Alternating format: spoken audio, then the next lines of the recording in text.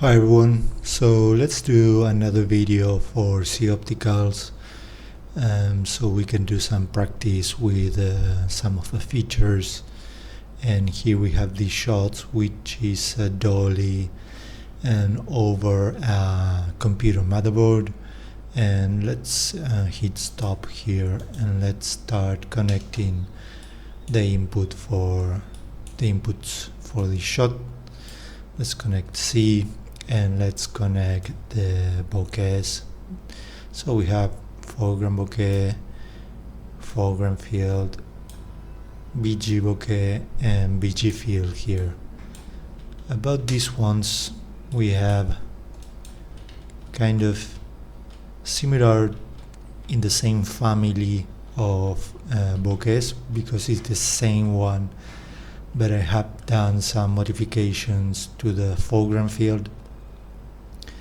And let's continue to connect the STMap and motion vectors inputs.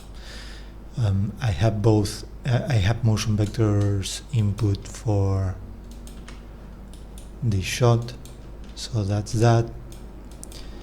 And let's just visualize and see the node in the properties. So by default, as always, disable 3D bokeh tab is not ticked because I'm going to use it now. But if you were to use this later, you just disable it and run to whatever thing that you want to do in this node. Maybe you just want to do some vignetting and that's it. And that's the only reason why you are using Z-Opticals. Let's turn that on and I'm gonna drop the focal point on, let's say, that logo over here, kind of in the middle of the frame. So yes, let's say I want to focus on this MSI logo. So that's it, and I'm going to now enable image for the foreground and background fields. And probably I'm gonna put the maximum at 20 and I'm gonna go up in size, maybe something similar for both bokehs.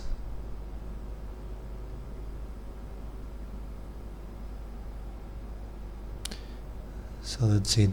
So there you go. We have the foreground bokeh there.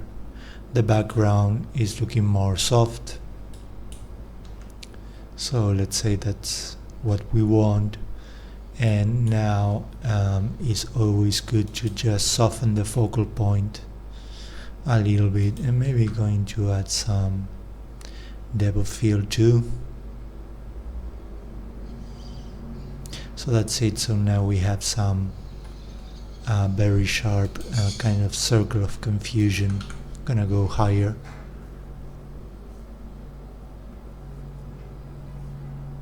Okay, so I guess that's looking good, and I have now finalized using this tab for now. So I'm gonna turn it off, and I want to go to the aberrations, and let's turn those on and preview the map. And of course, is the map is with the values compressed because the BG and the FG is at 0 and they correspond to the same location of the focal point, of course. So let's begin opening the foreground and background. Just take care of not reversing the fields in here. So as you can see, background fields are the top hues in here and the foreground ones are the ones in the bottom. So let's begin to open the fields, and that's it. So you can see if I play with random values, there you can see the distribution. So usually making these two numbers the same are going to make, of course, if these ones are at 0, thus the same number. Whatever you do you kind of gonna probably use the same numbers too, so that way you're keeping the circle of confusion on the number one hues here, which is like the center of the focus, is the color neutral area, as it says here. So these are the colors that are coming with just random colors. So I'm gonna compress this a little bit more because I want to see this blue coming in, kind of like that. So looks like 0.8 is gonna be a good value for the foreground too. So now there is our focal point, and all the fields, all the aberration fields have been distributed in a way that I'm happy with. So let's turn this preview map off, and I now want to grab this. So where is it? I want to look for a onset data capture that I did for a lens. So I guess we are already there. And let's take a look at this, and I want to sample the foreground field here. So we have foreground and background and the focus area. So I want to mimic this lens. You can shoot whatever lens you want with your camera or whatever.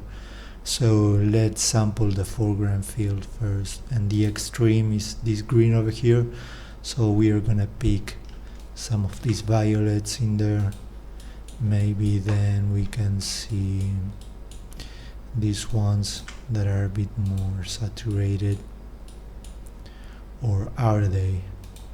And then we're gonna go to the closed value, to the circle of confusion. Then we continue with the next hue, is kind of yellow green, then it turns into a more aqua green, some oceanic green in there, if that makes sense. Probably doesn't. And then this other green.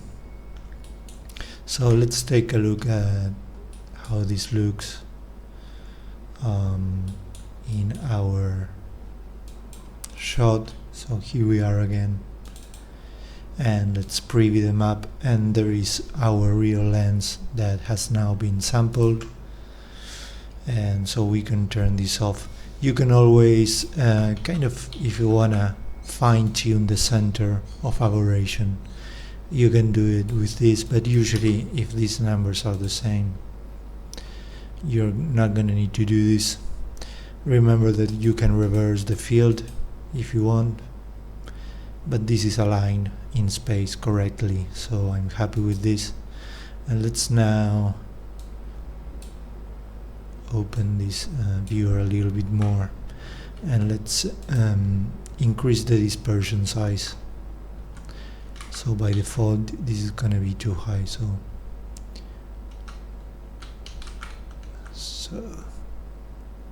the value is somewhere around there, but now the value of the colors are a little bit low. Like maybe we want to saturate them and increase the value. So if I go to the value 0.2 is very low, so let's do that for actually all the fields first, and you can see already some aberration picking up, and then we can worry about the saturation. So I kind of want to boost the luminance in all these colors and see what I get.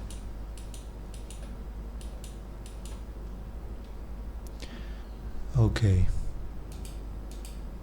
so you can see that this one is not picking up too much aberration in these areas, and it's not a matter of this. So I'm gonna give this some vertical shift, and And for now I'm gonna boost the detail, and let's increase the saturation for this particular field in here.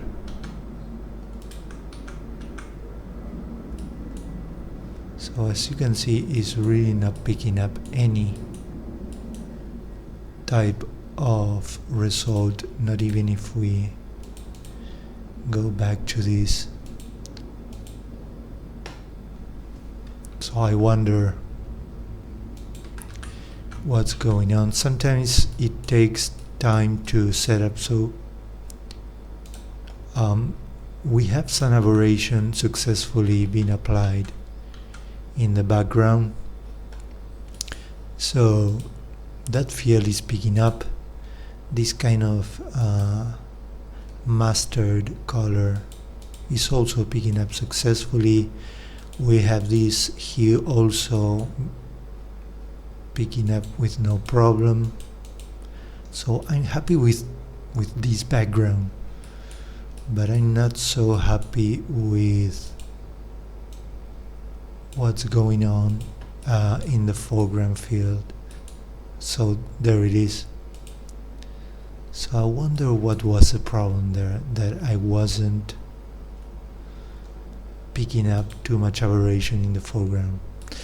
So there it is. There we have our, it looks like we needed to activate boost. Sometimes depending on the contrast you need to activate it. And so let's go down in value. So I'm happy with that. So that's more subtle. I'm gonna leave it kind of high because I want you to see in the video. It looks like this one over here might also need more value and saturation, like so. I don't know if you can see it, but there it is.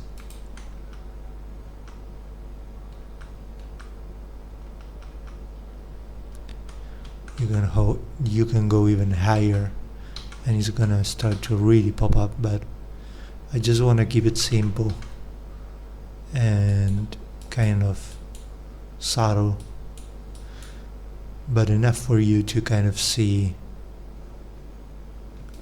what's going on. So it looks like this one is okay, and we have a lot of aberration going on in there.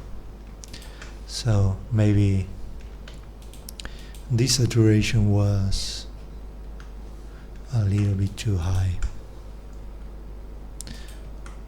So look at this, the value has gone negative. That's crazy. And the hue has changed. Let's undo that. So I wonder why this has gone like crazy, like it has gone negative 10 for some reason. So I guess you have to pay attention to these setups. I have set up aberrations very quickly, but this shot is giving me some work. So I guess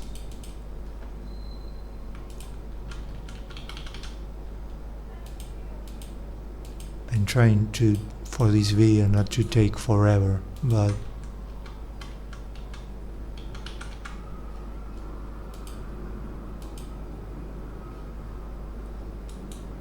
so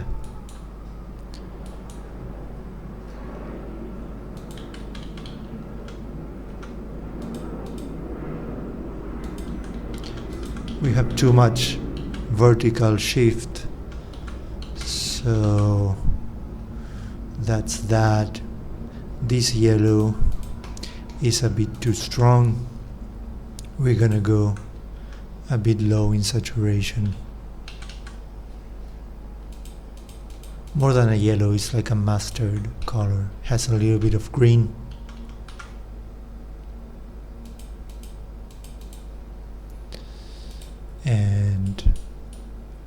this green in here maybe is a bit too high in value, because I like the saturation, but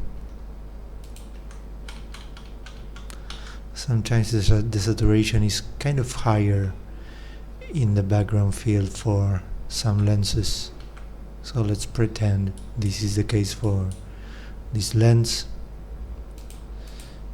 So yeah, you can spend more time like setting up this aberration, but it should be subtle to the point where you enable and disable it and you really can't tell too much what you have done. And I know this is a very small viewer, but once you enable bokeh again, kind of that gives the aberration a bit more reading at a glance.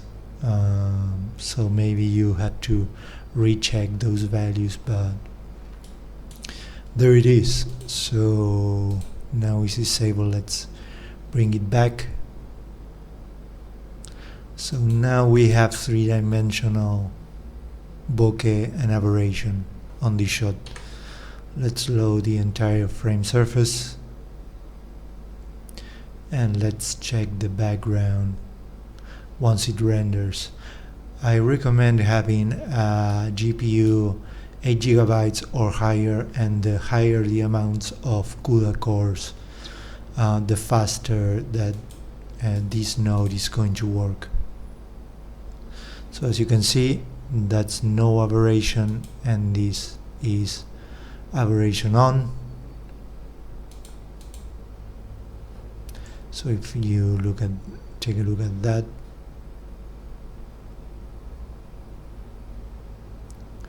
so the GPU, my GPU is kind of suffering a little bit at the moment. As you can see, it's kind of getting heavy. We are going to turn the 3D bokeh tab off, and let's add a few more aberrations here. So let's do some spherical aberration, and I'm gonna push that out a little bit, and the highlight limiter so the frame doesn't get too dark. So that's a little bit too much, but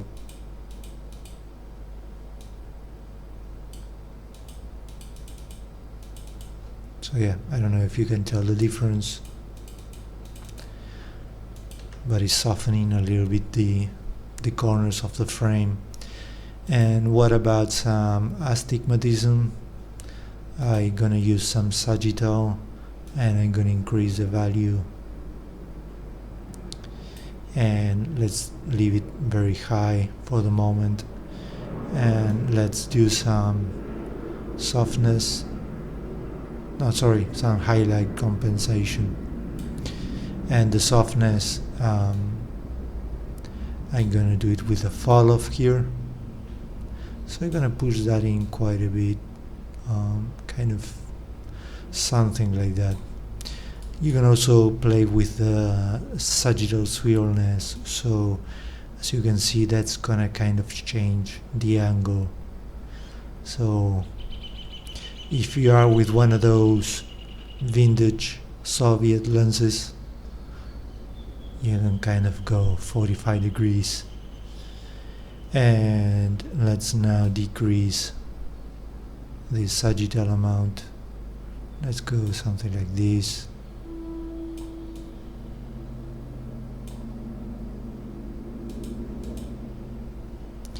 That's still a little bit too high.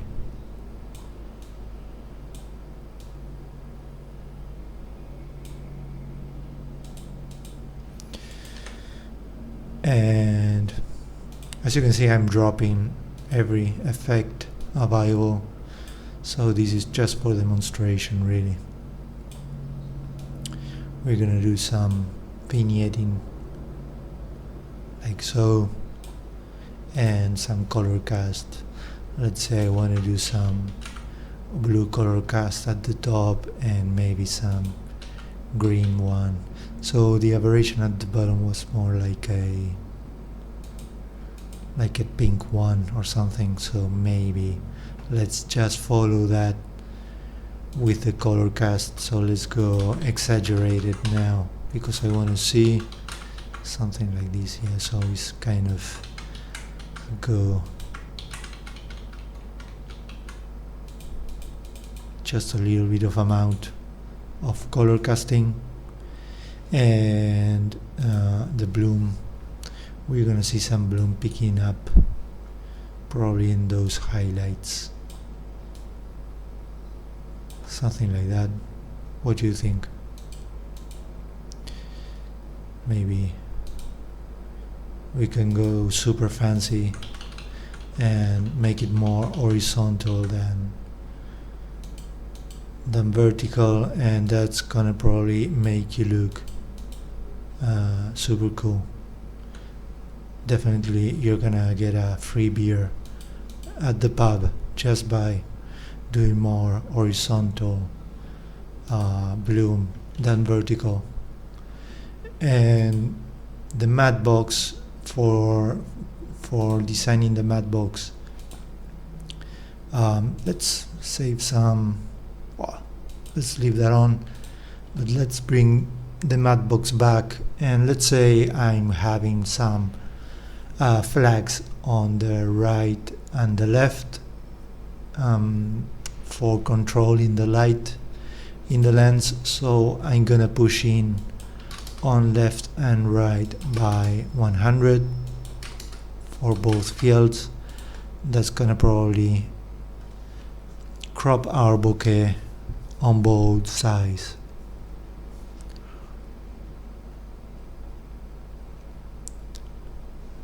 Yeah, maybe that's a little bit too high. I don't like that. And I'm gonna give this some follow. So let's wait for my Quadro P1000, sorry, very small GPU. It's more like used in medicine equipment and not for VFX.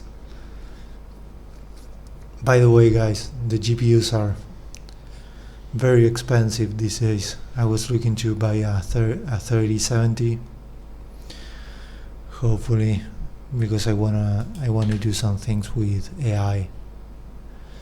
So let's go to renoise, and I wanna open a gap so it doesn't renoise this area. But the thing that I always do is I just blow up the frame with renoise, and I begin to leave the area that I don't want to renoise out with this control here.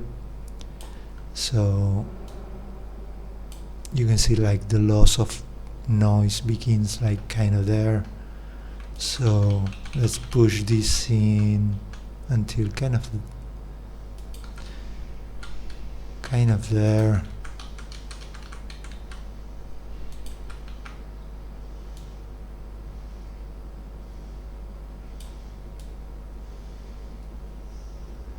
Yeah, and let's bring this down again, and we are now recovering some render engine noise. So once we apply our comp grain at the end of our shot, we are not gonna have issues with our tech check. What about some lens distortion? So here we have our ST map generation tool, and I'm gonna call a lens distortion node. You wanna keep the bounding box to input. Why? Because this full CG shot has a bounding box. And let's add, enable our ST map input,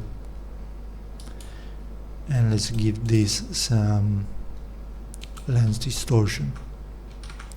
We want to go inwards, and yes, I really like this external control, which is a bit more aggressive in the edges. So let's go something like that. And what do you think about that? Do you like that distortion in there? I think it looks cool to this kind of style of lensing. And this doesn't apply to this shot really. Why would you add some camera shake to a kind of this style of shot? But just for demonstration, let's bring a camera shake this to this, and maybe some rotation. Let's increase the frequency. And because I added this, of course, before the lens distortion, so we pick up distortions, and you can also activate motion blur. So this is going to activate motion blur for any transformation you add in your STMap input. So that's kind of looking nice. It's looking very lensy. And I have motion vectors too, so I want to enable that. So I'm throwing everything in, and I want to increase the value. Let's go kind of high so we can see.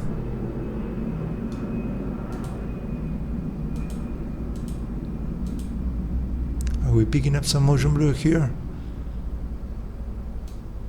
I really want to apply motion blur to RGB, and actually, yeah, that's in RGB too. So let's disable this for a second, and this. Am I picking any motion blur? I want to apply it before aberrations, the same in here. Am I picking any?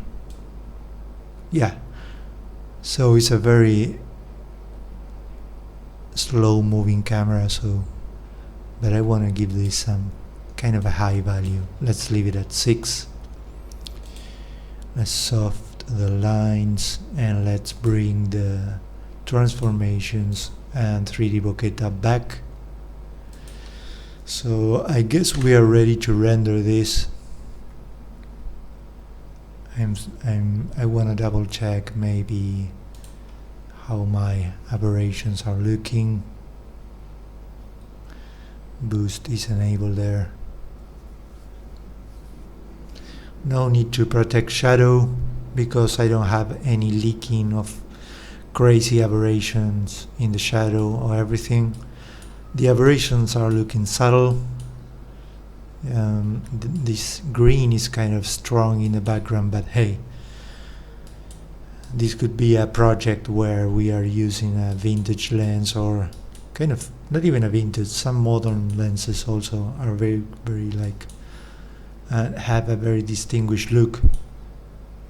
But I'm kind of happy with the realism of this shot, so I'm gonna send this to the farm now. And if you're interested in reading some tips I give you here to really make Z-Opticals work well and at the highest level possible, you can read this. So I'm gonna send this to the farm now and come back later. So the render for the shot is finished now, and we can see, well, of course, an overkill of camera shake, but that was for test purposes. Not very noticeable in this shot, but if the camera were to travel more in space, you would see how the bokeh shapes update and change across the features. So as I have said many times in some other videos, the bokeh and the aberration are dynamic things that change in rack focuses, in camera movements, in camera translations in space. But what I can show you is another render I did where I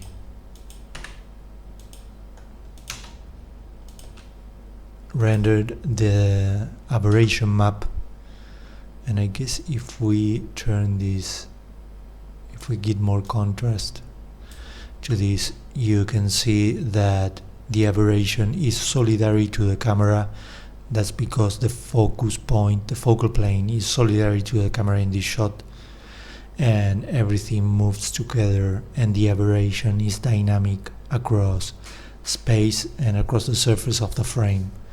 If we were to add a slight rack focus to this shot, you would also see how the aberration fields not only are dynamic because the camera is moving, but they would also move with the focal plane. So they are always solidary to the focus plane. So with this render, I think we are done with this video, and thanks for getting until the end of the video, and see you next time. Take care.